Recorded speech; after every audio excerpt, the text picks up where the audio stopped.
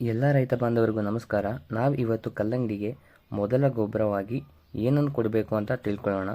ಗಿಡ ನೆಟ್ಟ 4-5 ದಿನದಲ್ಲಿ ನಾವು ವೆಂಚರಿ ಮುಖಾಂತರ ಅಥವಾ ಡ್ರೆಂಚಿಂಗ್ ಮುಖಾಂತರ ಗೊಬ್ಬರನ ಕೊಡಬೇಕು. ಅದು ಯಾವ್ದ್ಯಾವ್ದಂತ ಅಂದರೆ, ಫಸ್ಟು 1 ಬ್ಯಾರಲ್ಗೆ 1 kg ಹ್ಯೂಮಿಕ್ ಆ್ಯಸಿಡ್ ಲಿಕ್ವಿಡ್ಗಿಂತ ಗ್ರ್ಯಾನ್ಯುವಲ್ಸ್ ಚೆನ್ನಾಗಿರುತ್ತೆ. ಇದನ್ನು ಹಿಂದಿನ ದಿನವೇ ನೀರಲ್ಲಿ ಮಿಕ್ಸ್ ಮಾಡಿ ಇಟ್ಕೋಬೇಕು. ನೆಕ್ಸ್ಟ್ 2 kg 19 ಹಾಕಬೇಕು. ಇದರಿಂದ ಬ್ಯಾಲೆನ್ಸ್ಡ್ ರೇಷಿಯೋ ಆಫ್ NPK ಗಿಡಕ್ಕೆ ಸಿಕ್ದಂಗೆ ಆಗುತ್ತೆ. ಇದನ್ನು 2 kg ಅಷ್ಟೇ ಹಾಕಬೇಕು. ಇದು ಸ್ಟಾರ್ಟಿಂಗ್ ಗಿಡದ ಬೆಳವಣಿಗೆಗೆ ಸಹಾಯ ಮಾಡುತ್ತೆ. ನೆಕ್ಸ್ಟು ಮುನಾರಾ ಕಂಪ್ನಿಯ ಪ್ರಿಮೋರಸ್ ಅಂತ ಪ್ರಾಡಕ್ಟ್ ಇದೆ. ಇದರಲ್ಲಿ humic acid 5%, humic extract 20%, fulvic acid 15% ಮತ್ತು ಆರ್ಗ್ಯಾನಿಕ್ ಮ್ಯಾಟರ್ 35% ಇದೆ.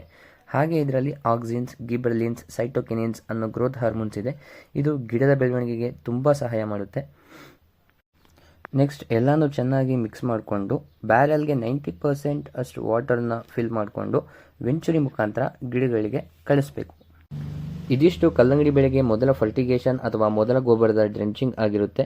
ಮತ್ತೆ ಮುಂದಿನ ವಿಡಿಯೋದಲ್ಲಿ ಗಿಡ ನಾಟಿ ಮಾಡಿದ 7ನೇ ದಿನದಿಂದ ನಾವು ಫರ್ಟಿಗೇಷನ್ ಕೋರ್ಸ್ ಸ್ಟಾರ್ಟ್ ಮಾಡ್ತೀವಿ.